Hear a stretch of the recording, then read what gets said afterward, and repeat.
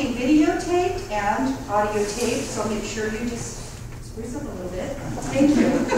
Anyway, so my name is Deborah Francisco. I used to be the secretary for the North Hills West Neighborhood Council, which was a 24-hour, 70-a-week job, but I enjoyed it. And I loved what I did. And now I'm kind of participating in this group, and I can see that it will be a wonderful group. And I'm hoping with everybody together we'll have one voice and we'll be a loud voice. And thank you. Okay, I'll go next. Hello, my name is Enlighten, and I'm a 48-year resident of North Hills West. My journey this evening for this meeting started with a call to become a participant in a neighborhood council grievance panel, my introduction to neighborhood councils. Though the panel voted for a certain outcome, the then neighborhood council board did not take our advice. Welcome to the world of neighborhood councils and responsive local governance. I was elected to the board of North Hills West Neighborhood Council with a slate of 12 others in October of 2012, and I was the outreach chair and the second signatory.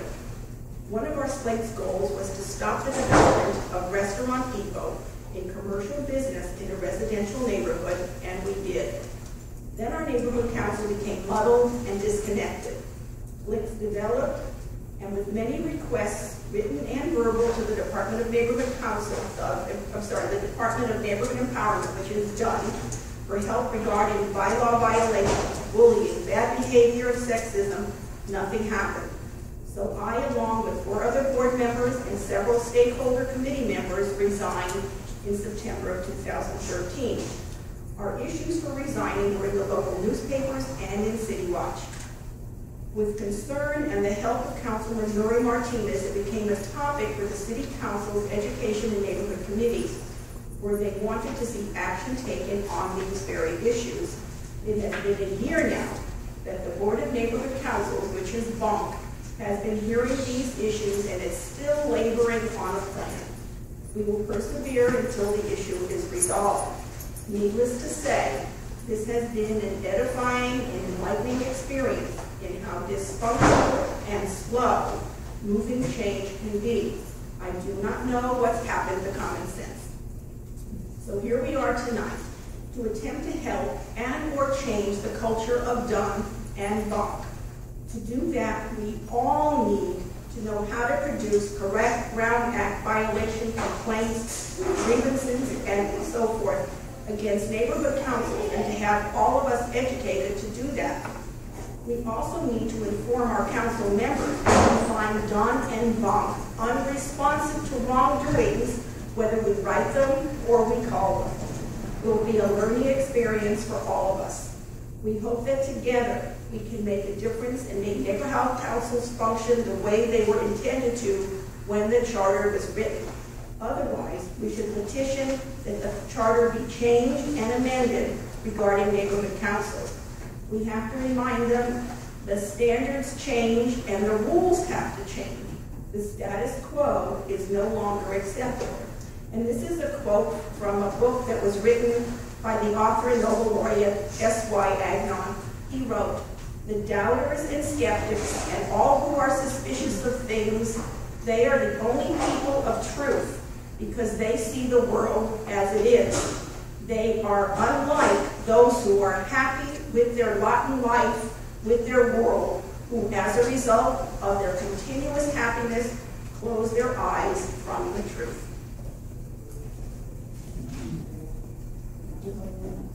My name is Margaret Shoemaker. I grew up in the San Fernando Valley. I attended Monroe High School, just a few blocks from here. But for the last 38 years, I've lived in Arleta. I chaired the Arleta Neighborhood Council Formation Committee. I was a board member, and I also served as president. I have felt for a long time that we needed an advocacy group for stakeholders. I believe that the Department of Neighborhood Empowerment has not taken the neighborhood council system seriously from the very beginning. Complaints on Brown Act violations go ignored, bylaws are not followed, and stakeholders are not represented. At the Board of Neighborhood Commissioners meeting on September 2nd, I saw that other neighborhood councils share my frustration. I hope that this is the first of many more meetings and that together we can create change. I'll go next. Hello everyone, my name is William Kuzman. My family moved to a home in Sepulveda on Woodley Hill near the Veterans Hospital in 1958 when Woodley Avenue was a 2-lane dirt road. I attended Mayo Elementary, Holmes Middle School, and in 1968 my family moved to Ridgecrest where I attended high school and community college, receiving an A degree and then moving back to Northridge to attend the university. My work experiences include functioning as a logistics support engineer for the Tomahawk and Cruise missile systems. I owned and operated a medical aid service to retrofit homes to meet the needs of the physically disabled towards independent living. I spent 4 years teaching independent living skills to autistic adults for the J. Nolan Center in Newhall. In 1983, I began my current career as a realtor. There will be a bit more about me in tonight's presentation. Good evening, my name is Diane Hand. I want to thank you all so much for coming this evening. We look forward to hearing your input and your opinions. As a community activist and long-time resident in Arleta, I'm concerned about taxpayer dollars that are being wasted within the Empower LA system. In my opinion, it's past time that neighbourhood councils were reminded of the reason that the charter was formed in the first place. They were charged with the responsibility of representing stakeholders within their neighbourhood council boundaries. Arleta Neighbourhood Council has lost sight of that duty, and as we go to other neighbourhood council meetings, it appears there are additional areas where this same thing is happening. Empower LA states that they are too short of manpower to do their job effectively. So is it our assignment to approach Mayor Garcetti, the City Council, City Attorney Fewer, and City Controller Galpern to encourage them to add more staff, but will we have an assurance that that will correct the problem?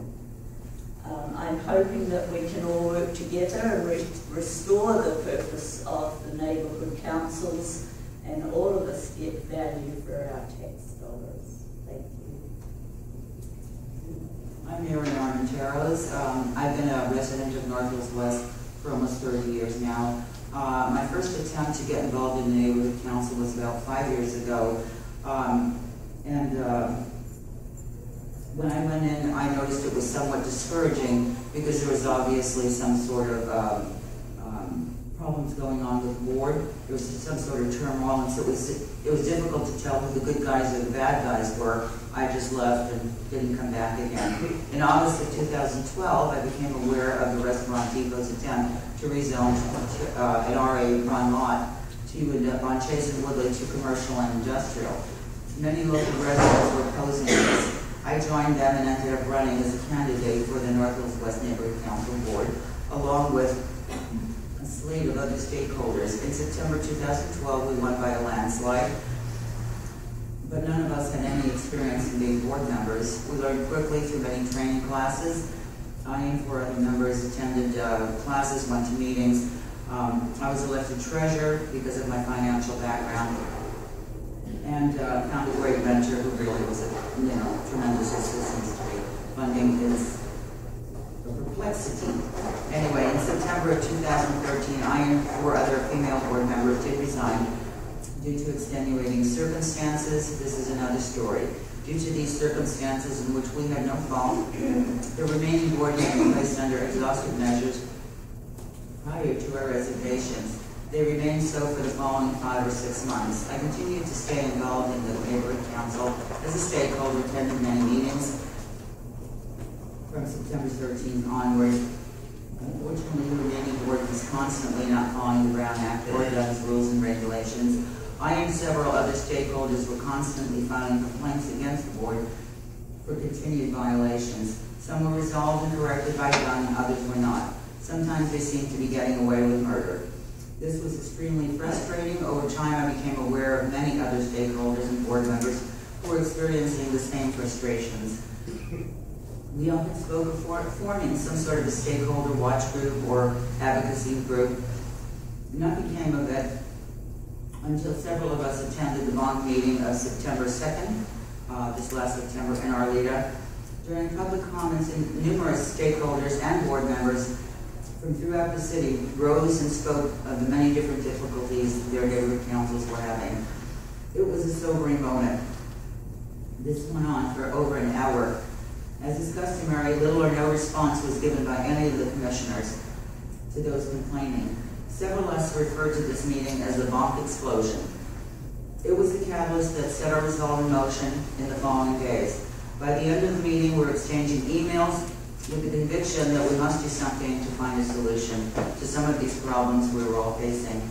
Shortly after, we had a planning meeting to form a stakeholder group with the goal of helping each other and stakeholders that were of like mind. Within 5 days, we created the Stakeholders Empowerment and Enlighten Coalition, SEEC, a website thanks to Deborah Francisco, webmaster extraordinaire and Wonder Woman of all administrative duties. We established a mission, a vision, our inaugural meeting, outline, and a meeting date. Our main objective and primary purpose was to seek change and reform within the neighborhood council system, as is stated in our mission. We hope that you and many more stakeholders will join us in this worthy challenge. Thank you.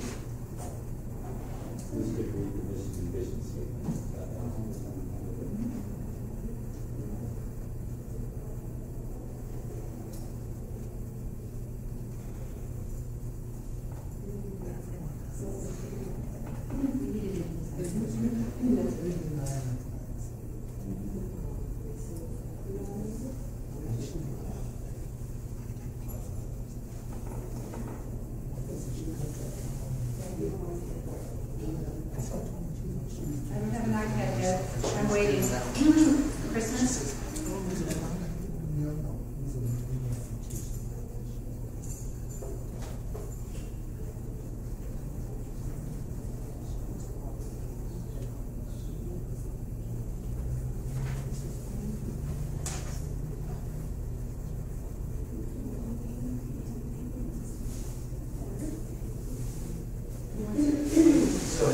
I guess that's going to be me.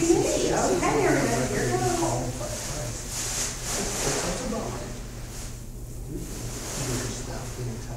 Our mission: to empower stakeholders with the tools to enlighten and effect positive reform of the neighborhood council system, which was created by the Charter Amendment of the City of Los Angeles.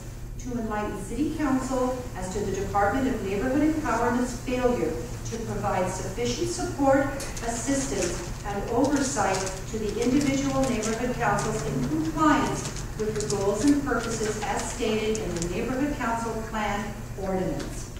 Our vision: a City of Los Angeles neighborhood council system in which every stakeholder is encouraged and empowered to participate in the conduct of business of their neighborhood council and to demand that their respective board of directors represent the stakeholders in all related community matters.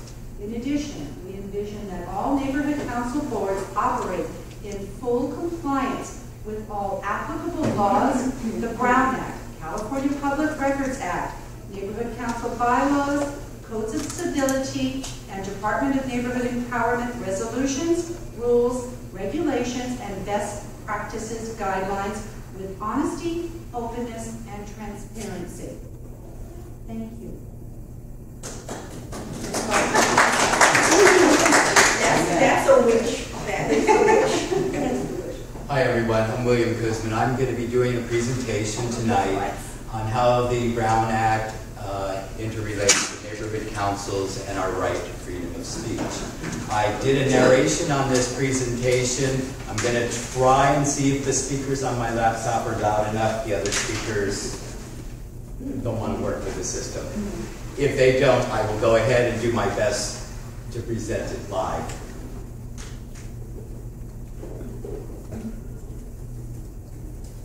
Is that good? Are we clear there? Okay, so we're good there? Okay.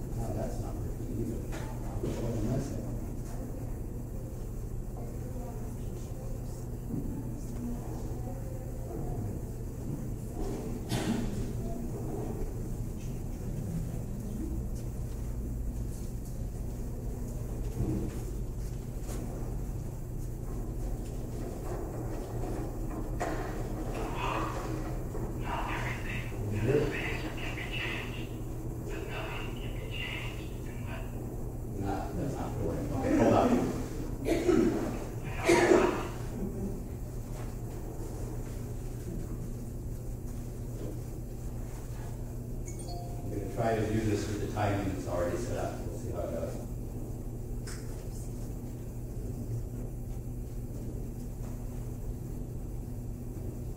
A quote, "Not everything that is faced can be changed, but nothing can be changed unless it is faced."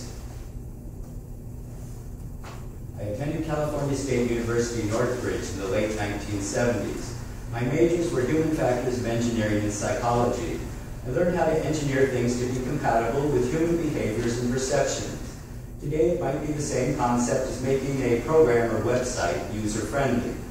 Our government processes and procedures need to be reformed so they too are user-friendly. I have a what? My involvement with the neighborhood councils began in February of 2013 when, by accident, I learned of a proposed land use change that the neighborhood council was keeping a secret. This was of grave concern. This is the first time I was aware a neighborhood council existed. I got involved. I complained to the neighborhood council for not informing stakeholders about the issue. My written and verbal complaints about the failures to communicate were made directly to the board at public meetings. They were dismissed or ignored. All complaints and grievances were filed against the neighborhood council for failure to complete ethics training along with Brown Act and bylaw violations. I'm here to share with you information I have garnered from my experiences. I will also present a real example of the successful Brown Act complaint against the board's failure to comply with Brown Act agenda posting laws. For educational purposes, the most simple, basic example was used, and there is no intent to single out or draw specific attention to the offending counsel. I am not an attorney, and nothing is to be considered legal advice. It's about the rules. Get back up there. It's about the rules. I am one of 6 siblings. A tradition at Christmas was a family present under the tree. It was usually a board game. In the evening, the family would play the new game. About the year 1964 was Milton Bradley's Game of Life. I sat at the table with all my brothers and sisters. We pulled out all the pieces and pulled the board out. Then my father, a mechanical engineer, read the rules out loud before the actual game started. As a 10-year-old, it seemed like an eternity to get through the reading of the rules so we could begin the game. When a dispute arose during the game, my father would stop, pick up the rules, find the one related to the dispute was resolved, and the game continued. This life's example taught me the importance of reading rules and following instructions. When my family got a video recording machine in the 1980s, instead of asking my 7-year-old daughter to program the time clock, I read the instructions and did it myself. Though my father passed away 5 years ago, I still hear his voice. Did you read the instructions? Lesson learned, Dad. Thank you. Is any rule more important than another? No instruction, law, or rule is bigger or smaller in importance. If broken, then cheating has occurred and the outcome of the game is tainted. What are neighborhood councils? Neighborhood councils are considered advisory bodies only for the city. They do not make regulations or decisions on government issues. They give their recommendations to the city agencies. The neighborhood councils and their standing committees are considered legislative bodies for the Brown Act. The public's right to be informed of their actions and the free speech right to speak for or against a proposed action is protected, regulated, and governed by the California Open and Public Meetings Brown Act law. Neighborhood council plan goals.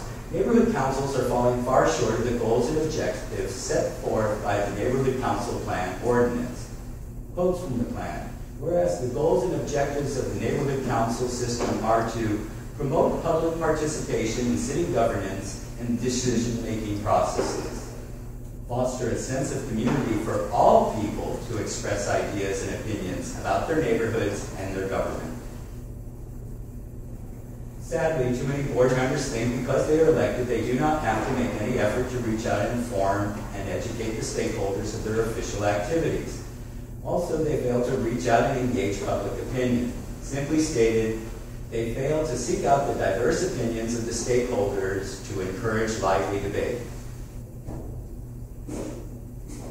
What can the public do? Take action to ensure neighborhood councils are playing by the rules by filing a legitimate, effective complaints. There are many rules and laws with many facets. For outreach and communication, the most basic of Brown Act laws are the agenda posting requirements and the free speech right to public comment. Also, the public's right to criticize any legislative body's action without fear of retribution. File a Brown Act complaint. Prior to filing a lawsuit to challenge an alleged Brown Act violation, the complaining party must make a written demand on the legislative body to cure or correct the alleged violation. The written demand must be made within 90 days after the challenged action was taken in open session, unless the violation involves the agenda requirements under Section 54954.2, in which case the written demand must be made within 30 days. The legislative body is required to cure or correct the challenged action and inform the party who filed the demand of its corrected actions or its decision not to cure or correct within 30 days. A suit must be filed by the complaining party within 15 days after the receipt of the written notice from the legislative body, or if there is no written response, within 15 days after the 30-day cure period expires. Become familiar with the text of the Brown Act, revised in 2013. Gather the evidence, copy of the agenda, video or audio recording of the meetings if applicable, photographic evidence showing failure to physically post an agenda within posting timeframes, computer screenshots of documents showing the creation date with meta tags, photographic evidence. If there is no agenda posted prior to the 72 hours, 24 hours for special meetings, then take a photograph of the seller's smartphone showing the missing agenda at the posting location. The photo contains a digital date and timestamp. Return and repeat each day until the agenda is posted, so the photos provide an accurate record and establish a window on the time period when the agenda was posted. If there are emails or other public documentation related to the complaint, you are entitled to receive a copy of those documents by making a formal request of the board. It must state the request is being made per the Public Information Act. The problem is they can delay delivery as much as 45 days before being in violation of the time frames for providing the public documents. They may also charge a fee to produce copies of the requested documents. Reference to the request for supporting documents in the complaint and attach a copy of that request. Send the complaint to the Los Angeles County District Attorney, Department of Public Integrity, Pete Wilkinson at da.lacounty.gov. Send it to the Offending Neighborhood Council Board as a formal complaint. Send it to the Department of Neighborhood Empowerment, ncsupport@lacity.org. If there is a Brown Act violation, they probably failed to meet the minimum Department of Neighborhood Empowerment resolution agenda posting requirements too. Add these alleged violations to the complaint as violations of the Neighborhood Council bylaws and department regulations. Why complain to the Department of Neighborhood Empowerment? A Brown Act violation is also a Neighborhood Council bylaw violation. The District Attorney, Department of Public Integrity, may not reply for many months. If the purpose of the complaint relates to nullifying a motion to spend public funds, it will be too late to reverse the decision. Since the City Attorney would prefer not to face a lawsuit or have any board convicted of a Brown Act violation, they may take action to stop the expenditure until the violations are cured. This will also confirm the complainant did everything possible to get resolution without filing a lawsuit. Common Neighborhood Council Brown Act violations: failure to comply with agenda posting requirements, failure to take public comment, censure of public comment, failure to report roll call votes, serial meetings. These probably happen all the time, but proof is near impossible to obtain. If a committee has 5 members, a quorum is 3, and a majority is 2. Therefore, if 2 members of a committee meet and come to a consensus on a topic, it is a serial meeting. Failure to provide the procedure for meeting interpreters and/or American Disability Act requirements. Discussion of items not on the agenda by the board. Insufficient description of agenda items. Failure to provide supporting documentation mentioned in the agenda items. Use of undefined acronyms. Failure to comply with Brown Act requests for certain documents by the public. The Brown Act requires written material distributed to a majority of the body by any person to be provided to the public without delay. The remedies. There are both civil remedies and criminal and misdemeanor penalties for Brown Act violations.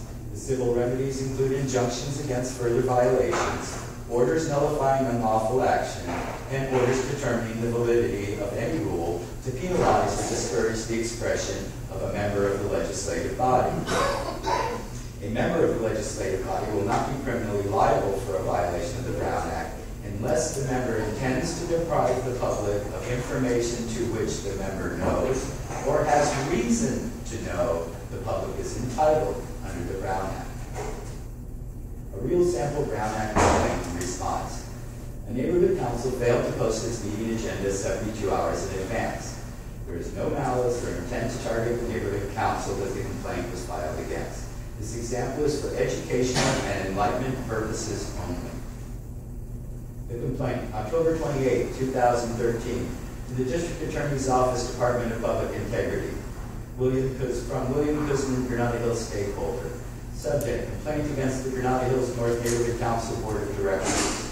Violation, failure to post general meeting agenda in compliance with the Brown Act that states the agenda must be posted 72 hours before the meeting.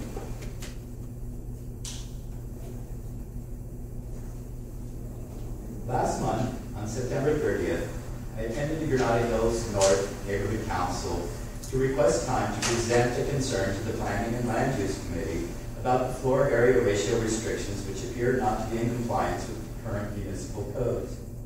I was told they would be glad to hear my presentation, and the chairman came over and got my business card and said he would contact me. I didn't hear from him. So on October 17th, I sent an email asking if I was scheduled to present to the BLU meeting on October 21st. He told me I was not scheduled because I never asked to be scheduled. Then he told me the meeting had been canceled. Needless to say, I was not happy about this behavior. So now I have to go and complain to another NC about their failure to communicate to the stakeholders.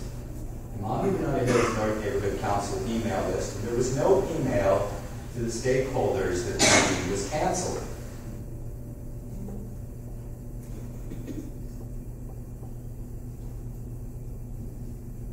On Friday, October 25th, I kept waiting for the Granada Hills North Neighborhood Council to post their general meeting agenda.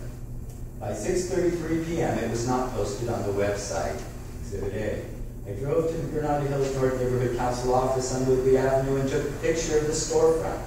No agenda had been posted, Exhibit B. Just a newsletter was posted, Exhibit C. Then, sometime on October 26th, the agenda was posted to the Granada Hills North Neighborhood Council website, Exhibit B, with a creation time of 8:25 p.m. and a modification time on October 26th at 7:40 a.m. The evidence proves the meeting agenda was not posted in compliance with the Brown Act. Please take the appropriate action. Sincerely, William Kuzman. This is Exhibit A. This is a copy of the website for the Neighborhood Council. And if you look at in the top left, and it's not real clear, it's not real clear. I don't know if I can do that or not. No, it doesn't work. But where the meetings are, you'll see the only meeting there posted is the September meeting. And this was, of course, a screenshot taken after 6:30 p.m., 72 hours before the meeting. And this is the evidence that shows that the agenda wasn't posted on the website. That's the done violation. Here's a copy of the Granada Hills North Neighborhood Council office. And over on the right side, you see on the window it says agendas. And then to the right of that, there is something posted. And this is a picture of what you see posted in the window, showing that it wasn't the agenda for the meeting, in case there was any question. And then when the agenda finally got posted, I downloaded it. And you download it to your Adobe Acrobat. You right-click on it for the document properties. And that little window shows up. And on that window, it tells you when that document was created, who it was created by, and when it was modified. So if the creation date on that document is anything past the start time, it's no good. So the DA's response to my complaint, May 9, 2014. RE alleged Brown Act violations. Now, look at this, May 9th, I filed that complaint back in October. Our office has received complaints of possible violations of the Brown Act by the Granada Hills North Neighborhood Council. From our review, it appears that one violation has occurred, as explained below. The violation relates to the timeliness of posting an agenda for the October 28, 2013 meeting. The complainant provided evidence that the physical posting for this meeting was not present 72 hours in advance of the meeting. Government Code 54954.2A1 requires that agendas be posted at least 72 hours before a meeting in a location that is freely accessible to the public. These requirements apply to the Granada Hills North Neighborhood Council Board, Government Code 54952.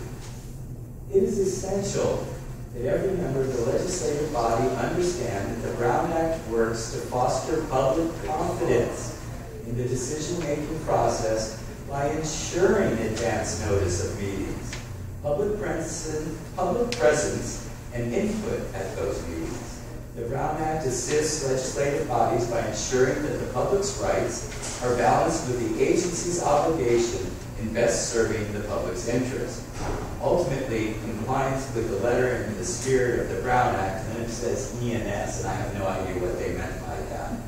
I imagine what they're trying to say, just, follow the rules. It is our hope that the board will take initiative to post agendas in a timely manner to avoid the necessity of formal enforcement.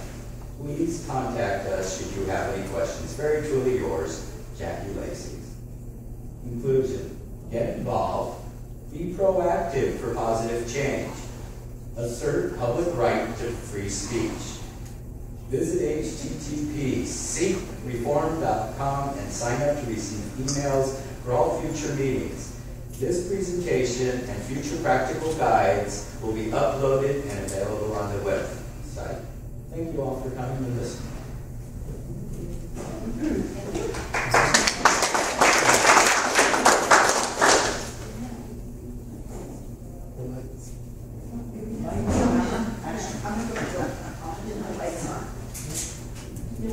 I'm sorry about that.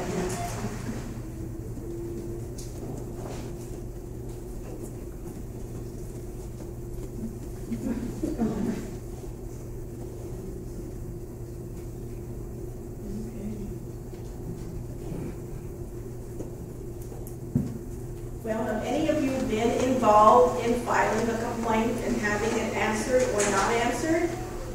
Why do you not have an answer? Okay, and did you pursue your complaint? Or did you did? I pursued it. I gave a copy of Bob at the September 2nd meeting. Still nothing has been done. Well, hopefully, when you go to the website, you will be able to follow Mr. Koopman's example. And just, I guess the answer is you have to be very persistent. Well, I did take pictures of the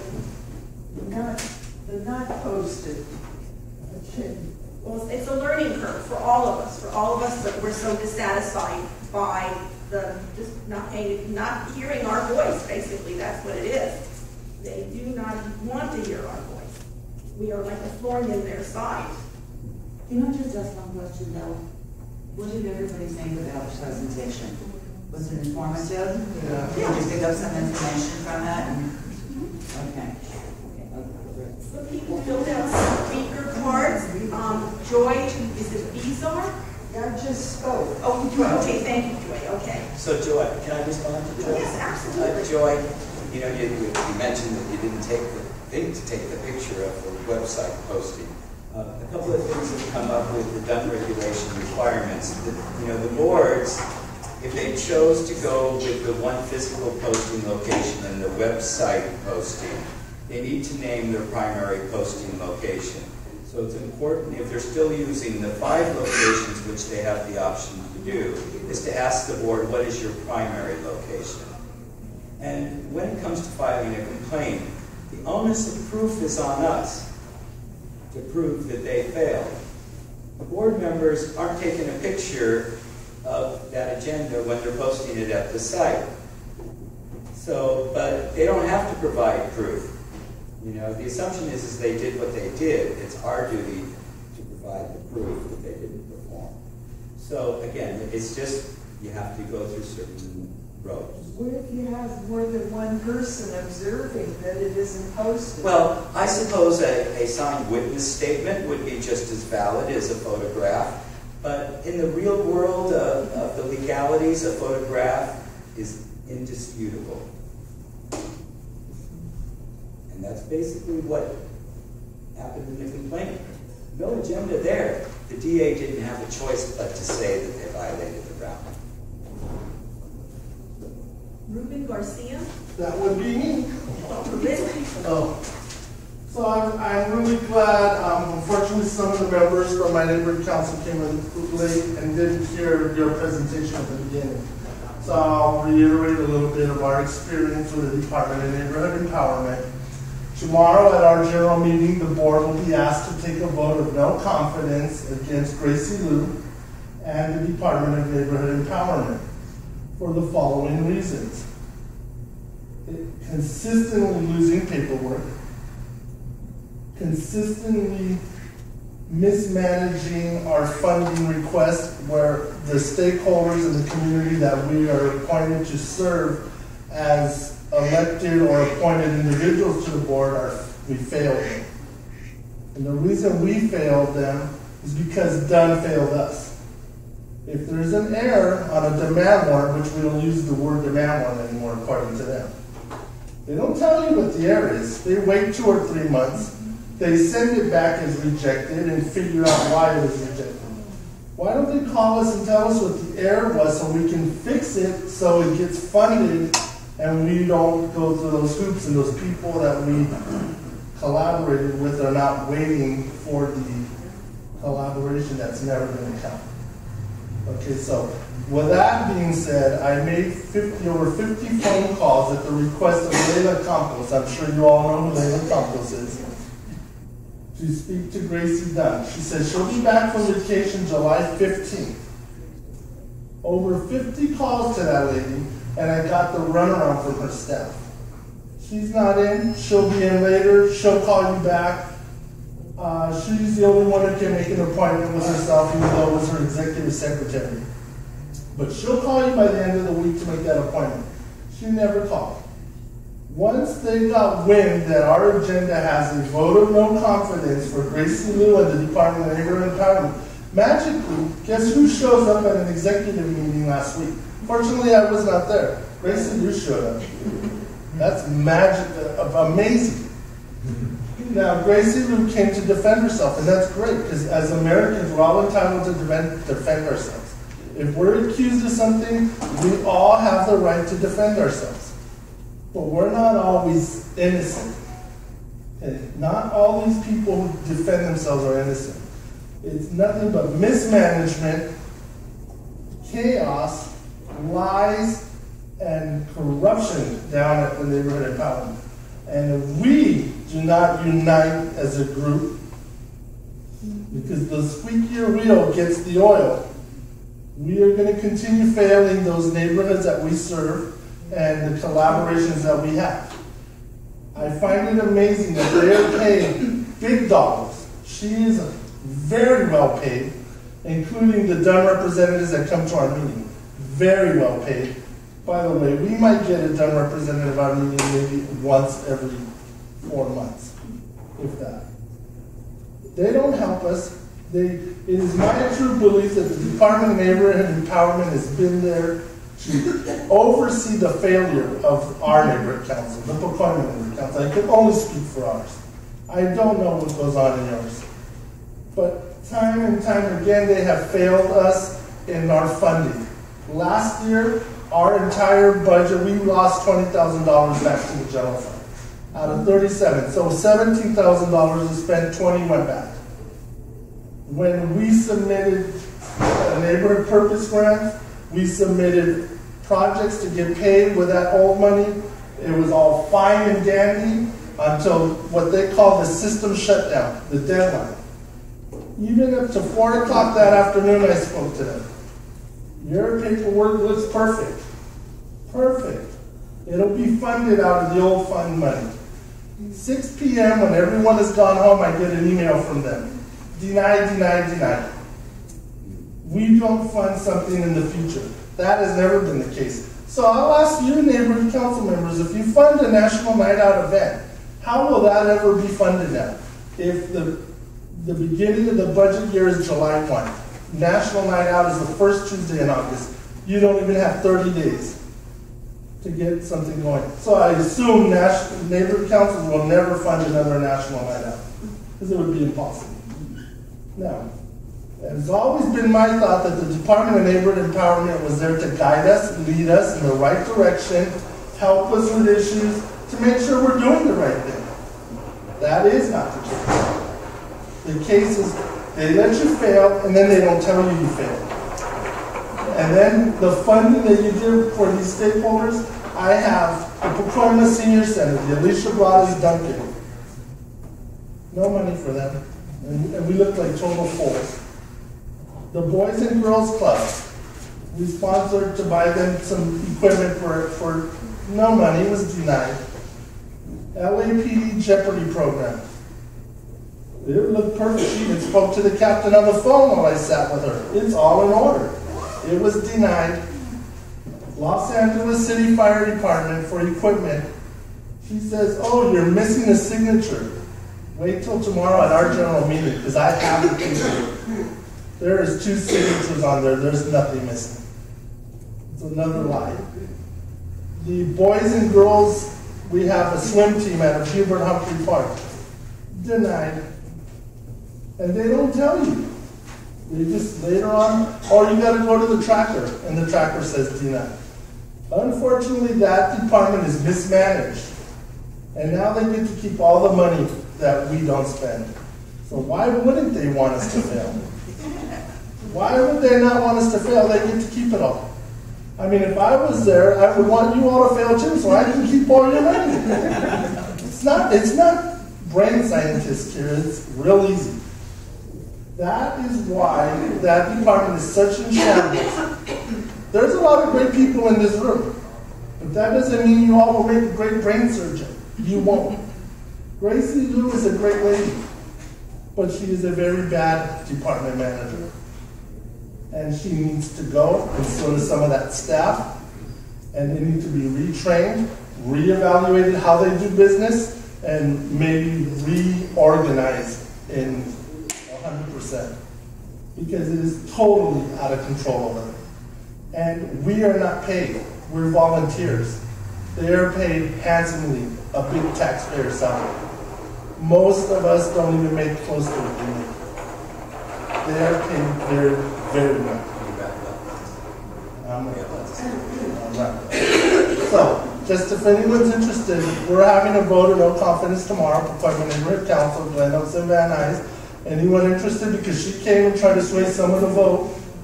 I've already heard, but you can't sway the facts. Facts are what they are. Thank you. Thank you.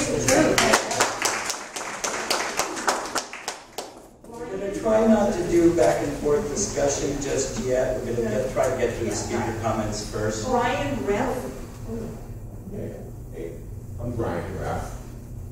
I escaped from North and West, North and East. I'm a stakeholder.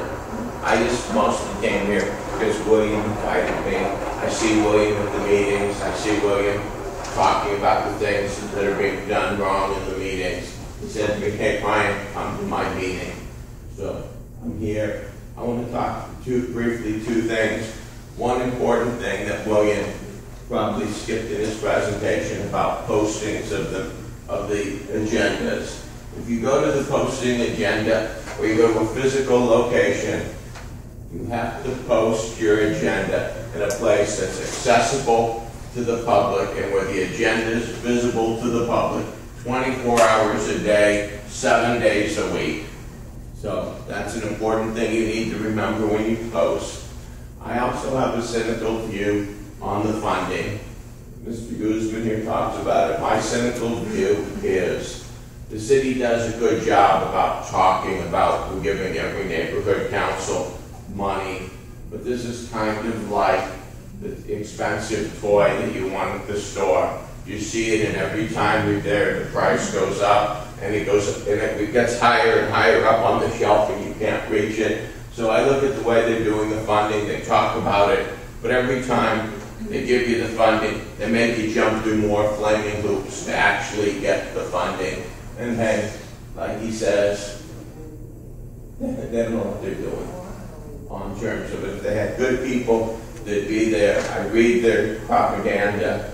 And just to tell you, about how disillusioned their staff is. I'm going to make a political comment. I read that on there, one of the guys who worked at their office doing something for a number of years was leaving their office to become a middle school teacher for LA Unified. My political comment is that guy must have had a really terrible job there and had a bad time if he was going to be in middle school for LA Unified. So that's my remark. Glenn Bailey. No, I can wait for this go. Okay, thank you. Glenn, can I ask you, can't you speak about the new company? He will, I will get to it after. All right. Lois, is it Laxton? Laxton, yeah. Okay, I just want to reiterate part of what Ruben said. That money does go back to Dunn now. That's in a private sector business, that's a major conflict of interest. You know, if I'm the buyer and I purchase and then I'm getting free this stuff delivered to my home, it's the same type of thing. And no private sector business shuts down their whole accounting issues to close year end. Business continues. You can put deadlines, but business continues. You don't stop everything, it continues on. And they stop everything. Therefore, National Nights Out, they can't be funded because they can't open up on time because they can't get it done. Complaints get put in drawers and found out, what, after everybody complained 6 months later? Oh, they go search the person's desk and here's complaints that were filed but never answered. And it's just that. And what do? They transfer that person. There's no discipline. They're transferred. This just isn't how it should be. And this was thrown at us because we wanted to succeed from the city of LA. And it's worse than it ever was. Thank you. Well, thank you. Thank you. John Wiggins? Just a couple of things. First off, I'm glad to see this organization getting started. Anything that brings the stakeholders together and actually mobilizes them for concrete positive action, in my book, is good. I'm a member of the Market East Neighborhood Council Board for 10 years. I was there at its inception, chaired the initial bylaws, and so on. And I've been sitting there, it's been, by some standards, pretty quiet. We haven't had any major battles and things like that. Long disagreements, of course, as usual. But the thing that really impressed on me is that we sit there and we do our work, and we're looking at 20, 30 people maybe. Every now and then we get an issue, like a land use issue where people really have exercise, and we fill the room, and that's what we go on. So it's hard to represent a neighborhood of 20,000 people when maybe a couple hundred know of your existence. So one of the things I would like to recommend you to take on as an action is to increase awareness of the system, both to put in the bank and think about the promise of it too. 10 years on, I said that it probably take 10 to 15 years for the neighborhood council system to get us good and really just work like it up. Even around the 10-year point now. I think we're making progress. And this is not to invalidate any of the complaints you've got. You're absolutely right. Things are bad and they need to be changed. There are things that are bad that need to be changed. There are good things that are happening as well. And again, I hope you take that positive, as you mentioned in your statements, to be an important thing to actually shore up what's good, point out what's bad, and help it correct it. It's an important factor here. Another suggestion, basically, going back to the business of participation, I think one of the major things that will through a lot of these skills that we have is that you really get democracy working. The councils, I forgot who was characterized the councils as an experiment in participatory democracy. And that's what it is. If people don't participate, the experiments don't fail. So, again, bring in the participation. Make yourselves a force for getting people involved. This doesn't mean sitting in boring meetings so much. To me, I think the real strength of the council can be in the committees. If we really get a good system of committees going, where people participate in all the things that really, that really energize them and make things happen that way. There are some neighborhood councils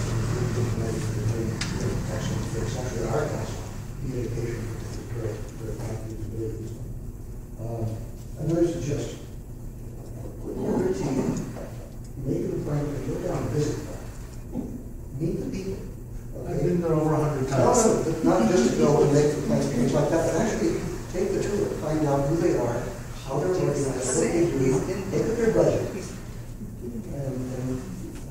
And look at their limitations, what the strengths are.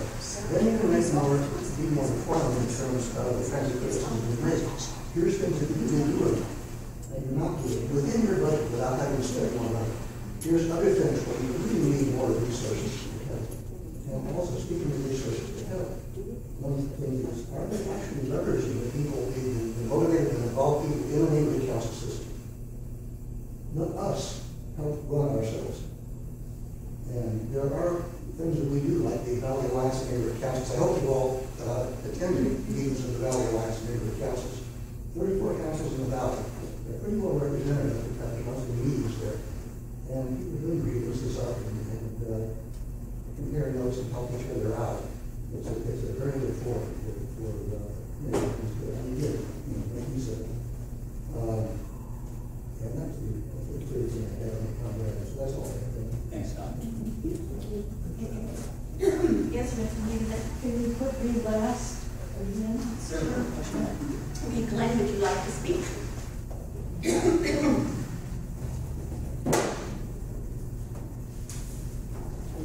So I just made a few notes based on what was said. So I kind of grouped them into 3 different areas. First of all, I think that every neighborhood council or group of neighborhood councils does need stakeholder watchdogs, for lack of a better word. I'm aware that there are several of those out there. And the reason that's good is, number one, keep the neighborhood councils on their toes. But also, it's important because maybe there's an issue on the agenda that folks can know there's another group out there in the community, notify them. Watching the agendas is important. The staff assigned from the department, the NEAs, Neighborhood Empowerment Analysts, there's 6 of them, but only 5 of them are on duty because one of them is on leave.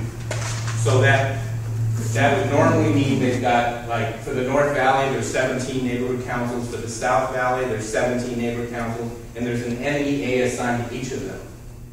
What that means is virtually every night, there's at least 1 or 2 board meetings. There's multiple agendas. Last week in ENS, there were 100 agendas that were posted citywide. So that's a lot of agendas to keep it back. But my point is that in order to complement what they're able to do, because there's only so many hours a day, and they spend time with me, not on the agendas, that all of us need to be those eyes and ears too. So on the Brown Act, in addition to the comments of the physical posting and the website postings, I want to stress how important it is to also make sure that all your board and committee agendas are sent to ENS, to NC Support, who then posts it on an early notification system for the city of LA. And more important, well, that's very important, equally important, is for you and all of your stakeholders to sign up to subscribe to early notification service, because that's the only way you're going to know that those agendas are being distributed in a timely manner. Not just that they've been sent in by the neighborhood council, but also that the department is posting them promptly, because that's been a recent issue too. Not just posted promptly, but also accurately. Just today I saw that there was an agenda that was actually for one neighborhood council that was labeled for a different neighborhood council and the subtitle for a different neighborhood council. So I mean, but nobody would know that unless they're subscribed to that and then immediately, as soon as you see that, email NC Support and, hey, you made an error. Be more careful in the future. Be nice about it, but let them know you made an error, because that's going to affect certain people. I get the agendas for every neighborhood council in the city. There's 12 neighborhood councils that are not posting, maybe it's down to 10 now, but they're not posting they're not saying to NC Support, they're not getting distributed out there. 10 out of 95. The posting requirement to NC Support was put into place in August of 2010. It was recently amended in May of this year and then revised in August. If you want to have a conversation about it, you have to do that, but I want to finish my list before we get into that.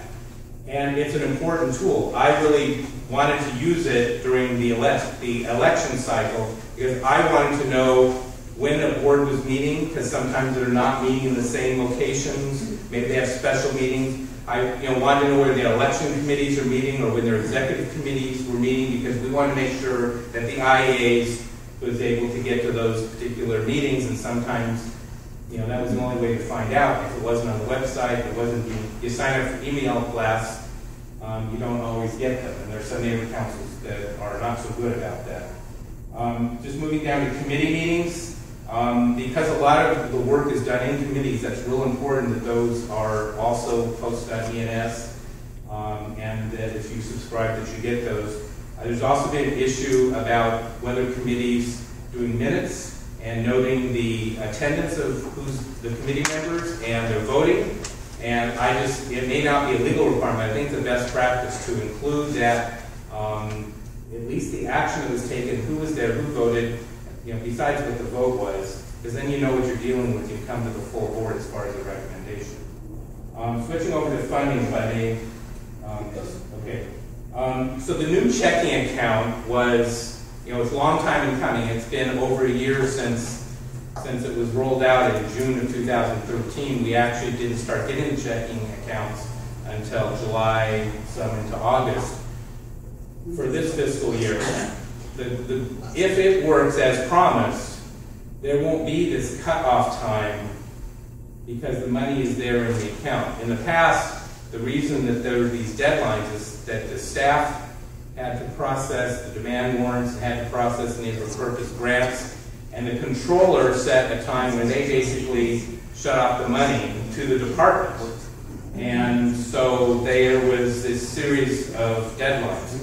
With the checking account, that money stays in your account all the way through. There will be a cutoff on June 30th that we have to say, hey, this is how much is left on that day. But it's been stated that we'll have access to it. So the problems that we've all experienced in the past, hopefully, if we survive all the documentation and paperwork requirements, hopefully, we won't have those basically 2+ out of the months out of the year not being able to fully use our money. I do want to throw out one idea that came up. I served on the plan review committee that was established a year and a half ago. There was 3 of them citywide, and there were 15, I think, for each of the 3 areas. We met individually, and then we collectively got together and made recommendations. And the Board of Neighborhood Commissioners has considered some of those recommendations. Some have moved forward, some are stuck. One of those recommendations is the issue of rollover money. So for those neighborhood councils, for whatever reason, haven't spent all of their money for a fiscal year, the suggestion is some portion of that money, and my suggestion right now is 50%, so that would be $18,500, be allowed to roll over to the next fiscal year for your use by your neighborhood council. It may be because you have a large expensive project and you need more than $37,000 or more than that portion of $37,000 that you don't need for operating. But that recommendation is still pending before the Board of Neighborhood Commissioners. The City Council will not want to do it because in the past they've helped balance their budget by for this fiscal year it's $580,000 that neighborhood councils did not spend, and that it was basically, we'll talk about what happens to that. The other thing was regarding grievances. So there was a motion adopted by City Council on December 3rd, I believe, maybe it's 4th, of 2013, that basically set up regional grievance panels because they knew that grievances the department was being swamped by grievances, they weren't being addressed. The other challenge is that board members aren't allowed to file a grievance against their board. But many times the people who know best what's going wrong are board members, but you're not allowed to file a grievance. But stakeholders can, but board members can file a complaint. Anyway, it's very complicated and it wasn't working well. So City Council voted on a recommendation put forward by the Plan Review Committee and the Board of Neighborhood Commissioners to prepare an ordinance to establish a regional governance panel and to bring back funding for their staffing it within the department. As part of that motion, they said to bring back the ordinance for implementation by July 1 of 2014. The city attorney has not drafted that ordinance. It doesn't exist. It has not been filed. So the only blame, you can't blame Bonk, you can't blame City Council. It's strictly and solely on city attorney. I'm going to give you the council file number. You can look it up yourself. And for those of you who are on neighborhood councils, you might want to have your neighborhood council take a position or write to the city attorney and saying, why are you in violation of what the city council voted on, which was to bring back an ordinance and get it in place by July 1. It's council file 11-1018. 11-1018. And you can get that on the city's website. And the last thing I want to say is that the Valley Alliance of Neighborhood Councils was mentioned before. While there are 34 neighborhood councils in the Valley, there's typically only about 25 of them who show up at the monthly meetings. So what that means is 9 or 10 of the neighborhood councils aren't sending a representative to Valley Alliance. They're not hearing what their fellow neighborhood councils are concerned about, and they're not contributing to that discussion. And they're not hearing the solutions that are suggested. We've had city attorney there. We generally always have the general manager of the department there. So I would say to those 9 or 10 neighborhood councils that are not participating with the Valley Alliance, shame on you. Because that's an opportunity where these high-ranking people are there, and we need the support of all 34 in the Valley to help solve some of these solutions. And the bank also has a Valley Resource Board, which are people who are knowledgeable and experienced in different areas. It could be parliamentary procedure, it could be Brown Act, it could be how to run a meeting. But whatever the issue is that the neighborhood council, that you feel the neighborhood council is dealing with, whether you're on the board or not on the board, you could contact the Valley Alliance. We could see if we could help. You can't always help in all instances, but sometimes what happens is that people will go to the meeting, just like you go to the meetings, and just sit and listen and see what's going on, and maybe give advice to the president or to the whole board about our observations. So I know it's not well. But thank you. Thank you. But you know, lots of time Lynn. All those things. Let's just go on the speakers and do discussion when we're done.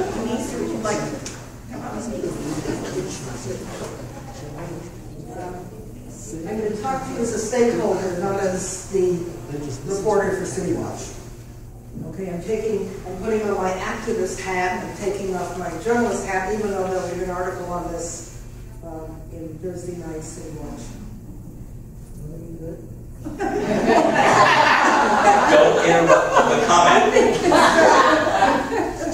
I've been writing now for a little over a year, and we've developed a lot of readers from all over. In fact, it surprises me sometimes when we get from out of state, because really City Watch covers mostly things about Los Angeles. And I think you're missing something here. The charter, and unfortunately I have to become much too familiar with it because of my other job, says that the main reason for neighborhood councils is to bring the government closer to the stakeholders and to take the stakeholders' opinions to the government. And most of the complaints that I hear are not ideas, they are policy. We're going to have a grievance committee, the Brown Act. Well, you know, I think the Brown Act, Bernard Parks, who is the councilman and chair of the neighborhood, said to me in an interview, he said, I don't understand why the neighborhood councils go under the Brown Act. He said, why don't they have the Sunshine Act? He said, because the councilmen break the rules every day. We've got 2 people on staff who talk to somebody else, who talk to somebody else. And I'll give you a perfect example. North Valley, your terrific block commissioner, Lydia Grant, was calling a meeting of the North Valley neighborhood councils, all 17, at town hall. And if you wanted to talk to people about what was going on, let everybody get a chance to meet each other, and, you know, there's strength in numbers. Politicians pay attention to numbers, let's face it. I mean, if you say, I represent me, they say, that's nice. If you go in and say, I represent 300,000 people, all of a sudden they offer you a cup of coffee. So, she had to cancel it because the city attorney, who I have become more than familiar with, said that if 2 or more people from a particular board, in Granada Hills, attended the town hall that she was doing, and their quorum on their board was like, 3 people or 7 people, or it was a serial meeting, even though they weren't going to vote on anything. There was no money involved, there wasn't any funding involved, and he made it cancel it. Okay, so that's because the Brown Act. And I just got something from him this morning. As you know, how many of you are going to Congress on Saturday? Okay, well, for those of you that aren't going to Congress, and I would suggest the gentleman from Van Nuys, because I also heard you at the Bonk meeting. Okay, I suggest you go because there's a lot of really good information. It's free, you get breakfast, you get lunch, you get to park in the City Hall parking lot free, which is always exciting. And you get a chance to meet people from all over the city. And the information is invaluable. But the neighborhood councils, if you spend all of your time, I don't understand, I think your idea for an alliance. Now the alliances do not go into the Brown Act. So if you were, as an example, and I'm just throwing it out, if you were to have an alliance of stakeholders, and you get them from all over the city, and I think that would be really helpful because some boards, all they do is they do their own thing and they have their own fiefdoms, and there's some groups in neighborhood council who don't like change and they don't want to do anything. So if you get more participation, it's perfect. But if you're going to go under the Brown Act, you're going to have the same kind of rules. And it's ridiculous. And also, I think that you've got to look at it not just as policies. Yes, they're going to have a grievance procedure. Yes, probably the election rules will be the same for everybody instead of having, 95 different things because it's ridiculous. These things are taking time. As Glenn said, by the way, Gracie, when she got back from vacation, the first day she was going back to the office, her car was totaled. And she was in the hospital, and then she was out for 2 weeks, and she's still having problems with her back, etc. So it wasn't that she was imploring you, it was that she was incapacitated. Please no. Please no. Let her finish. No. If she was That's not an excuse. I'm sorry, sir. Please let the woman finish. Sir, you are out of order. Answer phone calls. Sir. Over 50 phone calls were ignored. Okay, that's all right. Please. Please. No. We are trying to run this meeting in a way that is fair and equal to everyone. She is entitled. I did not interrupt. Sir, you were not interrupted by her. It is unfair of you to interrupt her. Let her finish her speech. No. We will have time for open discussion and you can make comments back and forth. Gracie moved without an answer. I'm sorry. Let her finish. It's the right thing to do. Real easy. Go ahead. I'm sure she would have preferred to call you back and have the accident. The NEAs, as Glenn mentioned, are not under Gracie's hiring capacity. She inherited them.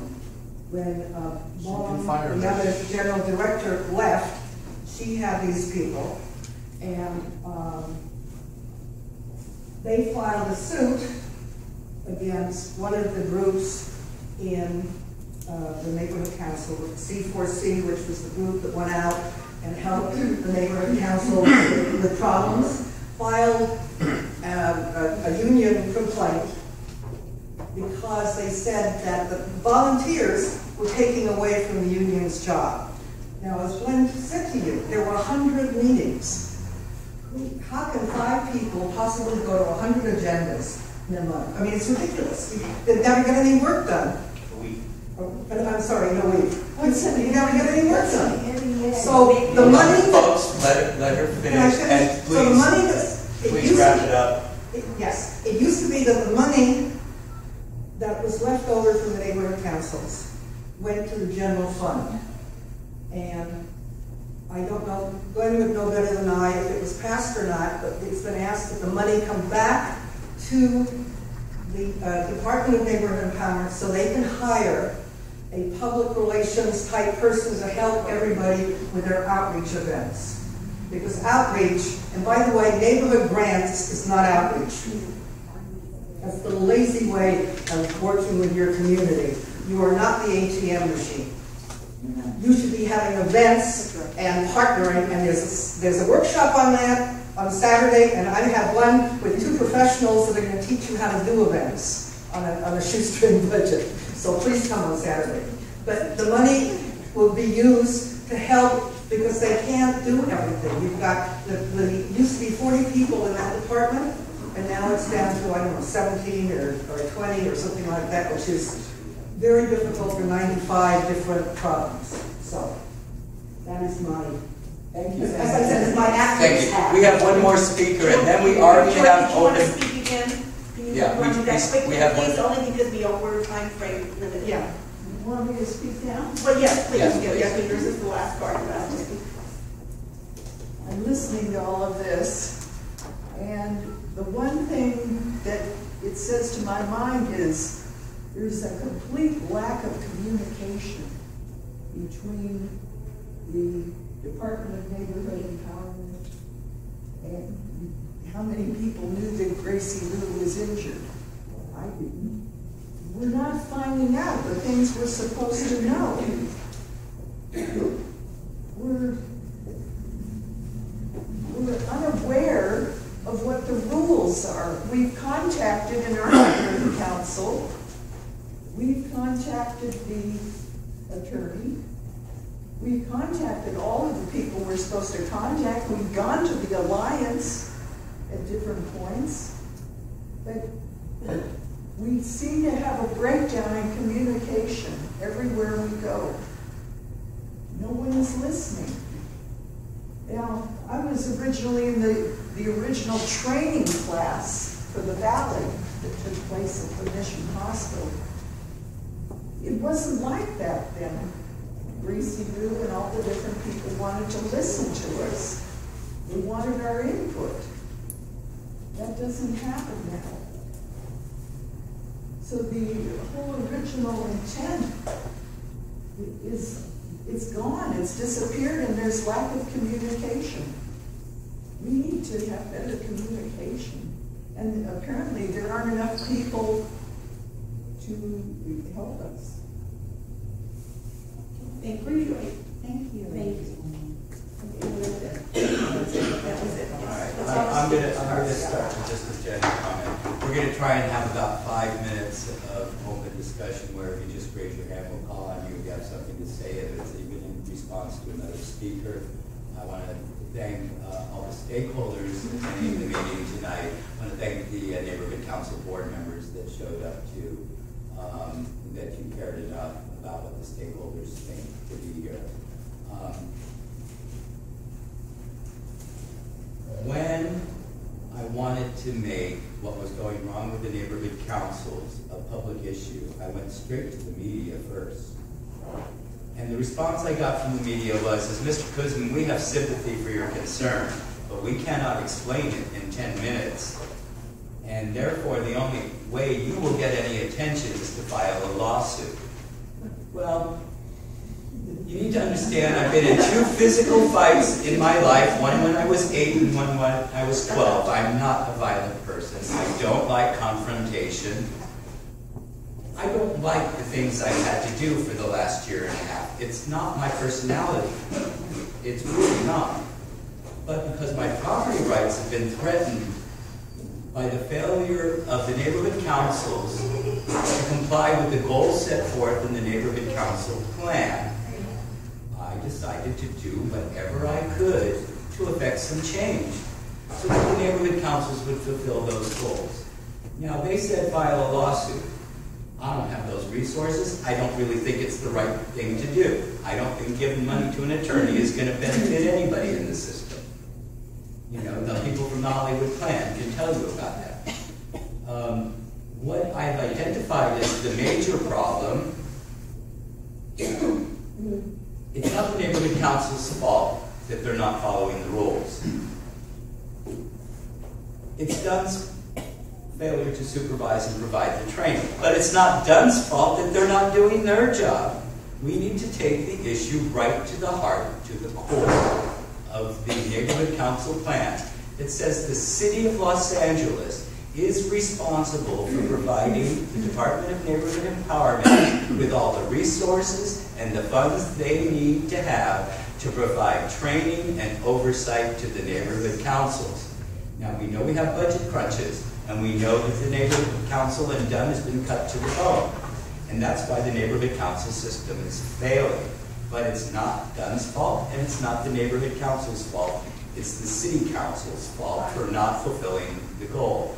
So the only way to get them to stand up and notice is as a group of stakeholders, we file so many complaints and let them know that the rules are so badly being broken left and right every single meeting that occurs, then maybe they will get that funding back and get programs in and get our grievance procedure in so we can move ahead.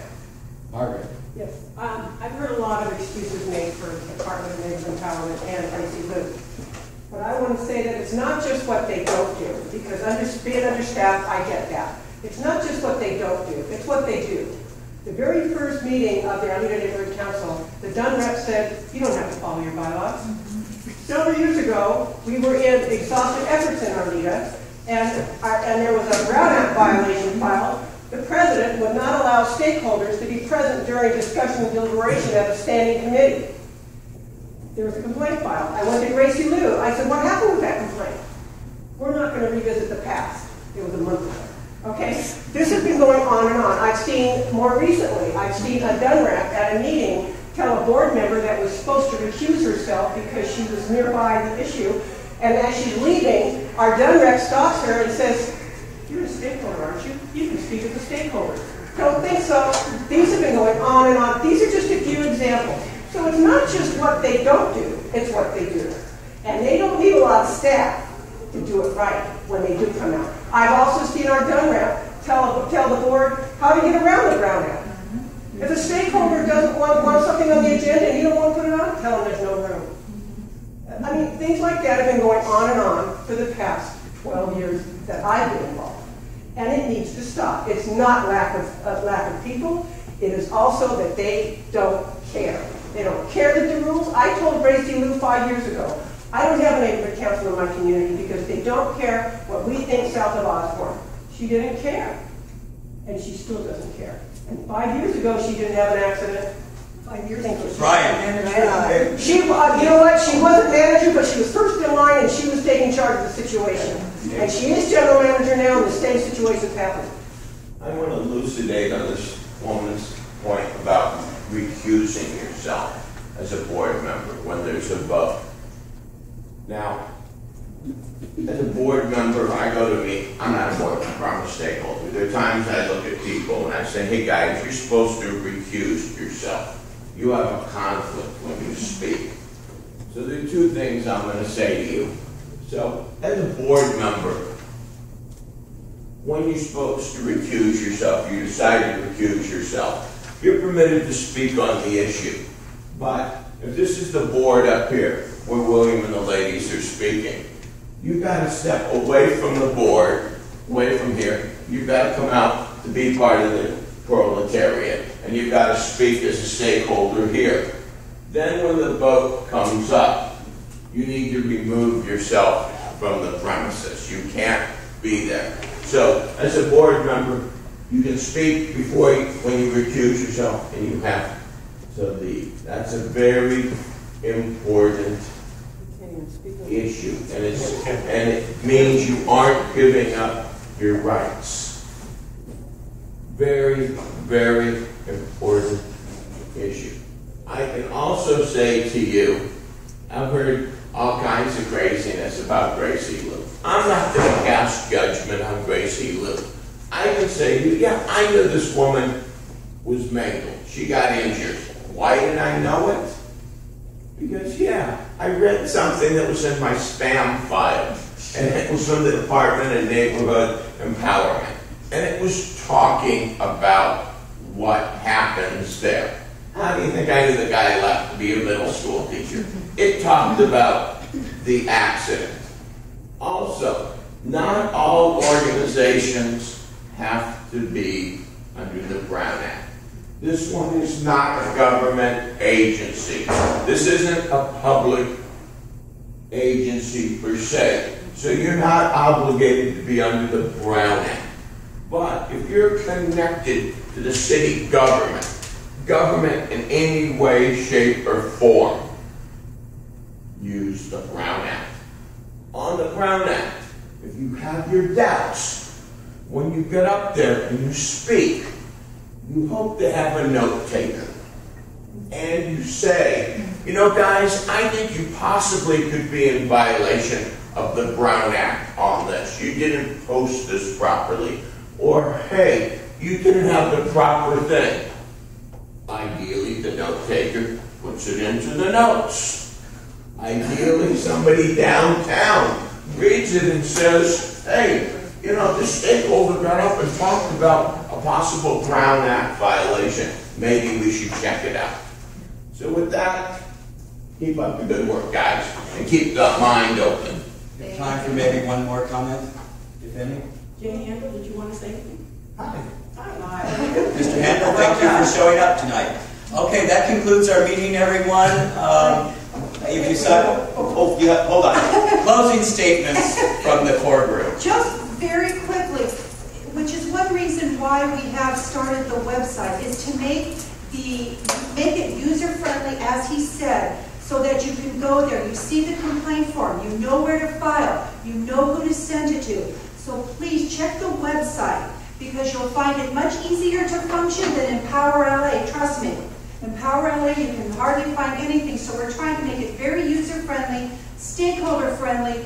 Go to it and read what's on there, and I think it will be very helpful to you. Right, and if any members here are board members, go back to your neighborhood councils and tell them that there are remedies for stakeholders and also for board members. I think that's the critical thing here. You need people to be involved who are on your boards and in your neighborhood council meetings. If they don't participate, then neighborhood council. Yes, I have just. Go ahead, Mary. I just want to bring up two things. The newsletter, I almost think that Dunn should automatically put any new board member on the newsletter. The newsletter tells you everything. I know we signed up for it, but I really think Dunn should just put you on there, because that's where you read all of these things that are going on, such as Gracie Lou. I know all of us did that. And, I love Bank, I adore Bank, I adore neighborhood councils and stuff like that. Bank helps neighborhood councils. Stakeholders have no place to go. And I know if Bank helps neighborhood councils function properly, stakeholders wouldn't have to look for someplace to go. But this was a disconnect that I think many of us found with but Bank helped us out in many ways as a council. Right, so this is basically what we're trying to do, is get stakeholders empowered, that they should be aware. So when you go, if you are a stakeholder, go back to your neighborhood council and say, look, there is this place, seek reform on for the website, and tell them they can go there, they can get information, and it does, you're right, Denise, it doesn't have to be about grievances or anything like that. It needs to be about participation. But when you have a closed board that has a certain divisions and certain cliques, and they just vote one way and they do not hear the voice of the stakeholders, that's when you have a disenfranchised stakeholder and nobody goes to the meetings. They have $37,000 to spend the way they want. And you're right, MPG shouldn't even be in the mix, should not be in the mix at all. LAUSD has funds, LA Fire Department has funds, the Police Department has funds. It should be spent in the community to make the community better. And neighborhood councils do not do that.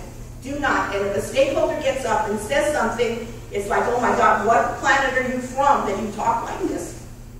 I mean, I've had it before. Okay, we are out of time. I'm sorry, we can't take any more.